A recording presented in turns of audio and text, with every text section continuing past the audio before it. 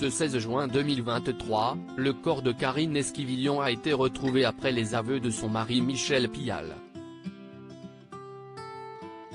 Peu avant, l'architecte de formation devenu brocanteur clamait que son épouse était partie de son plein gré devant les caméras de 7 à 8 sur TF1. Des images déroutantes visibles ce dimanche. Les doutes glaçaient le sang il y a quelques semaines, maintenant, s'y est un visage qui suscite le malaise.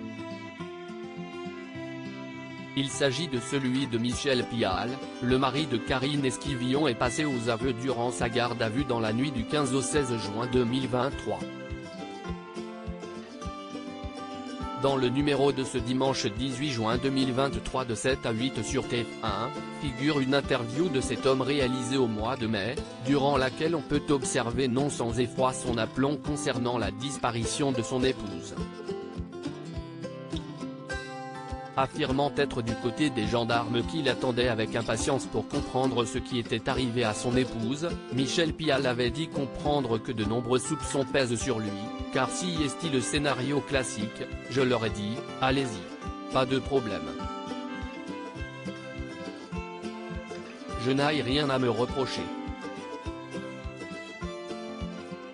Faites tout ce que vous avez à faire.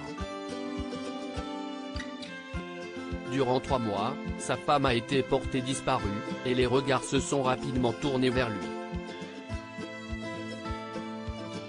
Pour lui, si est évident puisque de nombreuses affaires vont dans ce sens, telles que l'affaire Daval ou encore, celle non élucidée pour l'heure, de Delphine Jubilard.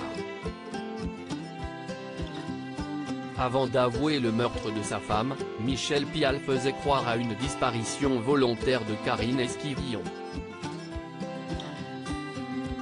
Il était d'ailleurs le seul à y croire puisque ses enfants, elle en a 5, dont 2 de 12 et 15 ans avec l'actuel présumé coupable, sa sœur Adelaïde ou encore son précédent mari, n'y croyaient pas, certains qu'elle n'aurait jamais abandonné ainsi sa progéniture. L'accusé clamait de son côté qu'elle avait préparé son départ, arguant avoir reçu un SMS envoyé de son téléphone sur lequel on pouvait lire « Marre de vivre à deux, mais pas en couple. Je décide de partir, j'ai pris certaines choses, je reviendrai vers toi pour les enfants. » Aujourd'hui, on sait qu'il n'est rien mais l'enquête suit son cours, suivie de près par les médias comme BFM TV, victime ce vendredi d'une sorte de piratage de voix ahurissant. L'élaboration d'un scénario. Comment Michel Pial a-t-il pu accepter de faire cette interview, quelques semaines après avoir tué la mère de ses enfants? Quand on a tué quelqu'un, on bascule dans un monde mental totalement différent, explique Alav Prolan-Coutanceau, criminologue et psychiatre. Une fois un crime commis, à partir du moment où vous ne choisissez pas la manière la plus morale, à savoir, l'aveu, il reste 2 possibilités, la fuite ou l'élaboration d'un scénario.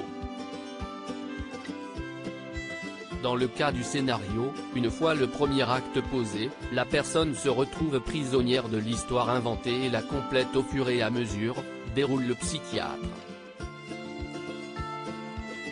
Mais cette construction n'est pas à la portée de tous les psychismes.